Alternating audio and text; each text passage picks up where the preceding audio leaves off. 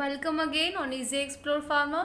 So last lecture में हम लोग फॉर्मुलेशन ऑफ इमल्शन के बारे में पढ़ चुके थे। 2 लेक्चर में कंप्लीट किए थे बट कर लिए थे। अब हम लोग आएंगे what is the stability of emulsion. Stability of emulsion में ध्यान रखिए, अभी तक हम लोग इमल्शन की स्टेबिलिटी के बारे में क्या जानते हैं। इतने लेक्चर्स कंप्लीट हो गए, कंप्लीट होने वाले हैं हम लोग का पूरा लेक्चर। यहाँ तक तो समझ में आ गया होगा कि emulsions are thermodynamically unstable. Emulsion thermodynamically unstable होता है, जिसको हम लोग स्टेबल बनाना चाहते हैं तो बनाते हैं by using the emulsifying agent. ठीक है, तो वही हम लोग अब स्टेबिलिटी के बारे में बात करेंगे। यहाँ तक तो पता होगा कि अनस्टेबल होता है। देखिए, इस स्टेबिलिटी को हम लोग मेनली 2 पार्ट्स में दिमाग में डालेंगे। फर्स्ट पार्ट हमारा होगा that is cause of unstability. क्यों आखिर हमारा इमल्शन थर्मोडायनेमिकली अनस्टेबल होता है और क्यों, कैसे हम लोग उस अनस्टेबिलिटी को कम करके इमल्शन को स्टेबल बना सकते हैं। तो पहले ये समझिए कि अनस्टेबल क्यों होता है।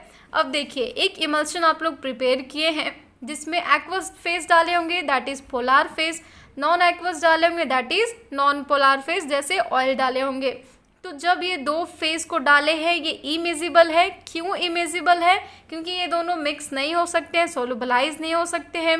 यहाँ पे एक्वस और ऑयल क्या किया, जाके ग्लोब्यूल्स बना दिया है हमारे पोलर सॉल्वेंट में, है ना। जाके ये डिस्पर्स्ड हो गया है, ये ग्लोब्यूल्स का फॉर्मेशन हो गया है, ना कि सोलुबलाइज हो गया है। देखिए, कंफ्यूज मत होइएगा, ये सोलुबलाइज नहीं होता है, डिस्पर्स्ड होता है। इसीलिए हम लोग इसको बोलते हैं इमिजिबल सॉल्वेंट। ठीक है, तो अब क्या होगा, कभी कभी जैसे ही एक को डालें वो दूसरे में जाके क्या किया, ग्लोब्यूल्स बना दिया। देखिए आप लोग, ग्लोब्यूल्स का फॉर्मेशन हो गया। ये ग्लोब्यूल्स कभी कभी ज़्यादा बड़े हो जाते हैं और क्या होते हैं कि 2 अलग अलग लेयर सेपरेट हो जाता है। मतलब ऑयल फेज अलग हो गया, वाटर फेज अलग हो गया, डिस्पर्स नहीं हुए हैं। तो अब हम लोग इस फेज को क्या कह सकते हैं। अब इसको अगर एक फोर्स से समझें तो एक एडिसिव फोर्स था यहाँ पे, एक कोहेसिव फोर्स था।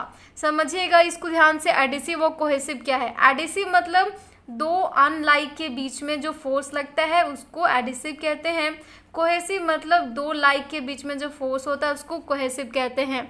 तो ये जो आपस में जुड़ गए हैं, एक फेज आपस में जुड़ गए हैं, वो कौन से फोर्स से जुड़े हैं, वो कोहेसिव फोर्स से जुड़े हैं। क्योंकि एक फेज आपस में जुड़े हैं, वो दूसरे फेज से नहीं जुड़े हैं। तो एक फेज के जितने भी पार्टिकल्स हैं वो सारे क्या है, एक जैसे हैं। तो वो क्या होंगे, कोहेसिव फोर्स से जुड़ गए होंगे। जुड़ने के कारण एक फेज अलग हो गया, दूसरा फेज अलग हो गया। तो वो क्या हो जाएगा, हम लोग कह सकते हैं कि क्या हो रहा है कि कोहेसिव फोर्स जो है वो बढ़ जा रहा है हमारे एडिसिव फोर्स से। Due to the increase of the cohesive force as compare to the adhesive force, the phase separation takes place. ये फर्स्ट हमारा रीज़न था। अगर फेज सेपरेट हो गया तो क्या हमारे इमल्शन स्टेबल रहा? नहीं, अनस्टेबल हो गया। तो ये एक काउज था अनस्टेबिलिटी का, that is cohesive force greater than the adhesive force, जिसके कारण क्या होगा, कोअलेसेंस हो रहा है। जब कोअलेसेंस का मतलब ये हो रहा है कि ये 2, 3, 4 ऐसे है ना, ये आपस में मिलके एक बड़ा सा ग्लोब्यूल्स ऐसे ऐसे करके बना ले रहे हैं। तो इस प्रोसेस को ही हम लोग क्या बोलते हैं, कोअलेसेंस प्रोसेस कहते हैं। ठीक है, यहाँ तक क्लियर है। नेक्स्ट हम लोग एक दूसरा काउज पढ़ते हैं, that is increase surface area. अब समझिए, एक ऐसे एक हमारा एक ग्लोब्यूल्स है। अब ये ग्लोब्यूल्स टूट टूट के यही ग्लोब्यूल्स ऐसे ऐसे हो गया। आप ही लोग बताइए, एरिया इंक्रीज हुआ या डिक्रीज हुआ? दैट इज इंक्रीज हुआ है यहाँ पे एरिया। तो जब हमारा एरिया इंक्रीज करेगा मतलब ग्लोब्यूल्स क्या हो जाएंगे, छोटे छोटे हो जाएंगे। यहाँ पे देखिए, बड़ा बड़ा ग्लोब्यूल्स था, अभी एक ग्लोब्यूल्स टूट के इतना बन गया, ये दूसरा भी टूट के इतना बन जाएगा, तीसरा भी, ऐसे ऐसे करके अब क्या होंगे, इतना कम एरिया में था, अभी ऐसे ऐसे करके क्या हो जाएंगे, ग्लोब्यूल सारे टूट के ये बड़े एरिया में बन जाएंगे। तो एरिया बढ़ा कि नहीं बढ़ा? बढ़ गया। एरिया बढ़ने के कारण ये हमारे बड़े बड़े ग्लोब्यूल्स क्या होंगे, छोटे छोटे बन गए, that is small globule size. अब ग्लोब्यूल साइज स्मॉल हो गया तो आप लोग भी जानते होंगे कि सरफेस फ्री एनर्जी क्या हो जाएगा, इंक्रीज हो जाएगा। सरफेस फ्री एनर्जी इंक्रीज होगा मतलब कि हमारा स्टेबिलिटी डिक्रीज होगा। ये रिलेशन आप लोग को याद ही करने पड़ेंगे कि सरफेस फ्री एनर्जी इंक्रीज होगा मतलब कि हमारा क्या डिक्रीज होगा, स्टेबिलिटी डिक्रीज होगा। एनीवे इस पे एक इक्वेशन भी आता है, delta G is equal to delta A into gamma. ये क्या हो जाता है, phase separation O by W और W बाई O जो भी हो। एनीवेज इसको मैं नहीं ली हूँ क्योंकि ये इतना याद रखना इम्पॉर्टेंट नहीं है। तो आइए हम लोग देख चुके हैं कि काउस क्या थे। काउस तो देख लिए क्या क्या काउस करते हैं, अनस्टेबिलिटी। अब हम लोग को ये भी तो देखना है ना कि अब अनस्टेबिलिटी काउस कर रहा है तो उसको कैसे बचाएंगे। दोनों को साथ में रिलेट करके देखते हैं, है ना। तो देखिए यहाँ पे emulsion are thermodynamically unstable system क्यों है, यहाँ पे cohesive force greater than the adhesive force इसीलिए है क्योंकि कोएलिशंस का फॉर्मेशन होता है इसीलिए है। लार्ज सरफेस एरिया होता है हो जाएगा तो स्टेबिलिटी कम हो जाएगा इसीलिए है। अभी ये पूरा जो कहानी बताई थी ना वही यहाँ पे लिखा हुआ है आपके एग्जामिनेशन में लिखने के लिए।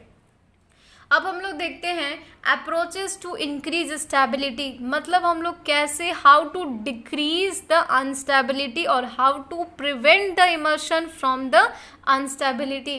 तो फर्स्ट हमारा आता है क्रीमिंग।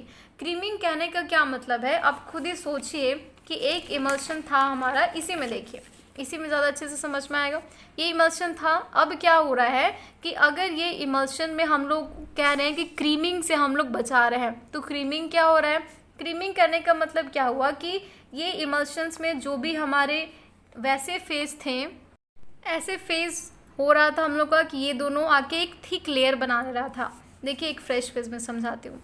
ये इमल्शन है, ये इमल्शन में क्या हो रहा था कि ये दोनों फेज सेपरेट हो जा रहा था और यहाँ पे क्या हो रहा था, एक थिक लेयर बना ले रहा था।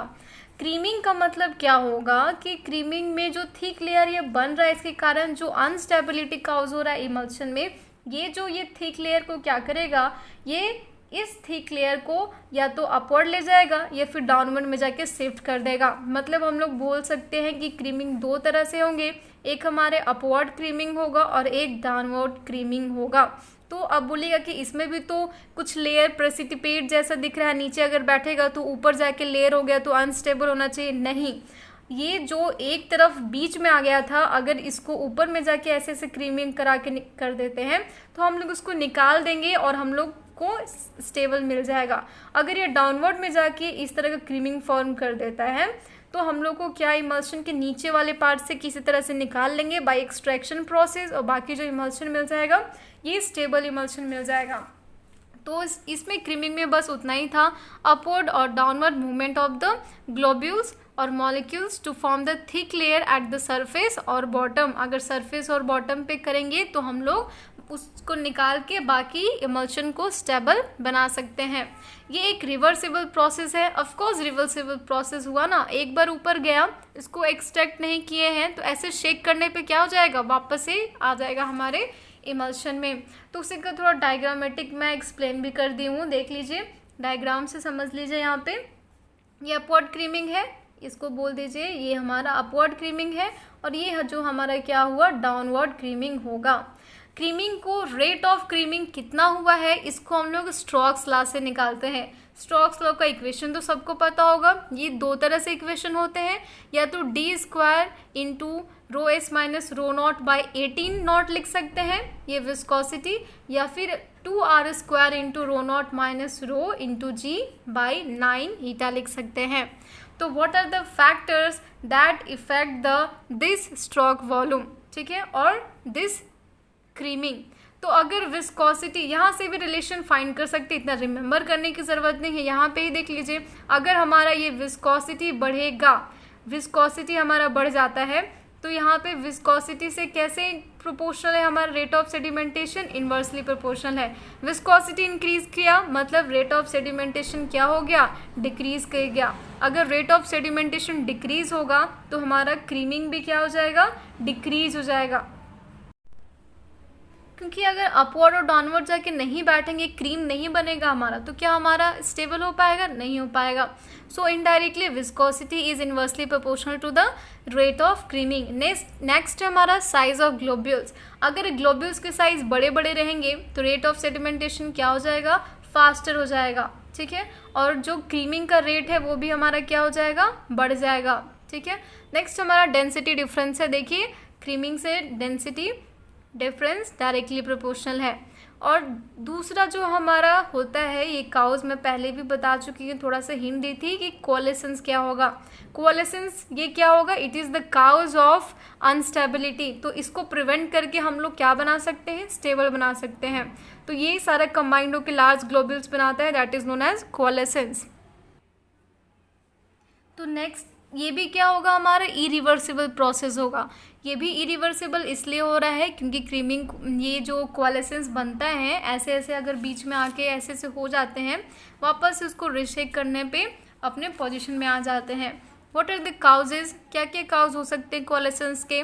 तो माइक्रोबियल कॉन्टेमिनेशन हो सकता है, टेम्परेचर चेंज हो सकता है, क्रीमिंग हो सकता है, इमल्सिफायर का नेचर चेंज के कारण हो सकता है, इनकम्पैटिबिलिटी के कारण हो सकता है। तो ये था हमारा काउज कि कैसे होगा। अब हम लोग को मेन एम क्या था, पढ़ना कि उसको प्रिवेंट कैसे करेंगे, कैसे प्रिवेंट कर सकते हैं कोलेसेंस को। तो हम लोग क्या करेंगे कि होमोजेनियस पार्टिकल का साइज रखेंगे। होमोजेनियस मतलब सेम, पार्टिकल का साइज सेम रखेंगे through out the dispersed phase, तो हम लोग को कोलेसेंस से बच सकते हैं। Stored emulsion at the cool place and prevent from the microbial growth. हम लोग कभी कभी माइक्रोबियल ग्रोथ के कारण भी कोलेसेंस होते हैं, तो माइक्रोबियल ग्रोथ को प्रिवेंट करने के लिए हम लोग इमल्शन को कोई कूल प्लेस पे, कोई अच्छे प्लेस पे रखेंगे ताकि हम लोग को कोलेसेंस से प्रिवेंट कर सके। नेक्स्ट हमारा है that is phase inversion. Phase inversion का सिंपली मतलब यही होता है, that is inversion of the phase. Inversion मतलब अपने जगह पे वापस आना। एक इमल्शन है मतलब दो इमिजिबल लिक्विड है, दो इमिजिबल लिक्विड का अलग अलग फेज सेपरेट कर गया। ये पूरा हमारा ऑयल अगर डाले हैं तो ऑयल है, ये वाटर अलग अलग हो गया, तो इसको बोलते हैं हम लोग फेज सेपरेशन। देखिए wherein and O by W converted to the W by O vice versa. मतलब फेज सेपरेशन से हम लोग बना सकते हैं O by W से W by O। कैसे, देखिए अगर पहले हमारा ये W by O था, अगर हम लोग इसके फेस को इन्वर्स कर दिए, अपोजिट कर दिए, तो ये क्या O by W नहीं बन जाएगा, बन जाएगा। क्या क्या काउज होंगे, change in the phase volume ratio से, फेज वॉल्यूम रेशियो को चेंज करने से हमारा फेज क्या होगा, चेंज हो जाएगा। टेम्परेचर चेंज, कोलेसेंस और स्टोरेज पीरियड, ये तो कॉमन सी बातें हैं जो लिख के भी पढ़ के भी समझ में आ रही, समझाने की भी ज़रूरत नहीं है। नेक्स्ट हमारा क्या हो जाएगा, प्रिवेंशन। कैसे प्रिवेंट करेंगे, by taking the suitable precaution. कितना ईजी है, देखिए by taking the suitable precaution लिख देना है, बाकी कुछ नहीं लिखना है कि कैसे प्रिवेंट करेंगे। नेक्स्ट हमारा देखेंगे दैट इज फ्लॉकुलेशन। फ्लॉकुलेशन कोलेसेंस में कंफ्यूजन नहीं, फ्लॉकुलेशन का मतलब हो गया फ्लॉक्यूल्स फॉर्म होना। हम लोग ये सस्पेंशन में भी पढ़ के आ रहे हैं, फ्लॉकुलेटेड और डीफ्लॉकुलेटेड।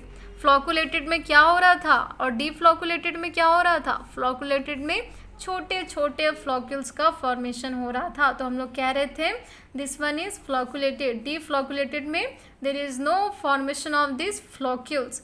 ग्लोब्यूल्स इसमें भी क्या होंगे, पास में आ जाते हैं और हमारे फ्लॉक्यूल्स फॉर्म कर देते हैं। डिफरेंस ये है कि ये फ्लॉक्यूल्स पूरे में डिस्पर्स्ड होते हैं, नॉट की छोटे छोटे से होते हैं, नॉट की बड़े बड़े से। कोलेसेंस थोड़े बड़े बड़े हो जाते हैं। तो ये फ्लॉकुलेशन भी एक काउज है। अगर एक इमल्सन बनाए हैं और इसमें फ्लॉक्यूल्स का फॉर्मेशन हो गया है तो वो भी हमारा अनस्टेबिलिटी का काउज है। कैसे उसको प्रिवेंट करेंगे, ये प्रिवेंशन इसका कभी कभी डायरेक्टली 2 मार्क्स में पूछा जाता है। देख लीजिए इसको, हम लोग जीटा पोटेंशियल को इंक्रीज करेंगे तो इलेक्ट्रोस्टैटिक रिपल्शन भी क्या होगा, ग्लोब्यूल्स के बीच में इंक्रीज हो जाएगा, जो स्टेबलाइज कर देगा इमल्शन को। अब बहुत सारा क्वेश्चन आ गया, जीटा पोटेंशियल क्या होता है, मतलब सिंपली समझिए कि चार्ज ग्लोब्यूल्स में जो क्या होते हैं, हमारे सस्पेंशन में जो भी ग्लोब्यूल्स हैं उन ग्लोब्यूल्स में चार्ज है ना, तभी तो कुछ हो रहा है ना, तभी तो इलेक्ट्रिकल प्रॉपर्टी, हम लोग इलेक्ट्रिकल प्रॉपर्टी ऑफ कोलॉइड्स पढ़े थे ना, तभी तो इलेक्ट्रिकल प्रॉपर्टी है ना, कुछ चार्ज है, that charge is nothing but the zeta potential. इसी चार्ज के कारण जीटा पोटेंशियल क्रिएट होते हैं। तो अगर हम लोग जीटा पोटेंशियल इंक्रीज कर देंगे तो जो इलेक्ट्रोस्टैटिक रिपल्शन है, मान लीजिए 2 ग्लोब्यूल्स हैं, इनमें भी पॉजिटिव चार्ज था और इनमें भी पॉजिटिव चार्ज था, जैसे जीटा पोटेंशियल इंक्रीज कर दिए, दोनों के बीच का जो चार्ज था वो अलग, दोनों सेम चार्ज है तो सेम चार्ज क्या होगा, रिपेल ईच अदर। रिपेल होगा तो क्या ये दोनों दोनों पास में आके ग्लोब्यूल्स फॉर्म कर पाएंगे क्या ये फ्लोक्यूल्स फॉर्म कर पाएंगे क्या? नहीं। तो इस केस में हम लोग स्टेबलाइज कर देंगे। इसमें हम लोग जनरली आयोनिक इमल्सिफायर को यूज़ करते हैं in order to stabilise the emulsions. कुछ टर्म देखिए, कोलेसेंस और फ्लोकुलेशन को मैं देखिए, कोलेसेंस में ढेर सारे ऐसे ऐसे ज्वाइंट होके बना रहे हैं, और इसमें क्या हो रहा है, ढेर सारे साथ में मिलके नहीं बना रहे हैं, एक ही ऐसे फ्लोक्यूल्स के जैसा हो जा रहा है। ठीक है, इसमें completely come out from the solution. एक बहुत ही ज़्यादा बेसिक डिफरेंस यही होता है, यही मेन डिफरेंस होता है कि कोलेसेंस में पूरी तरह से फेस छोड़ के बाहर आने लगेगा, ऐसे बड़े बड़े बड़े बड़े बड़े बड़े, और फ्लोकुलेशन में क्या होता है, फेस के अंदर में ही छोटे छोटे होते हैं। तो दिस इज़ द डिफरेंस। यहाँ तक हमारा स्टेबिलिटी था।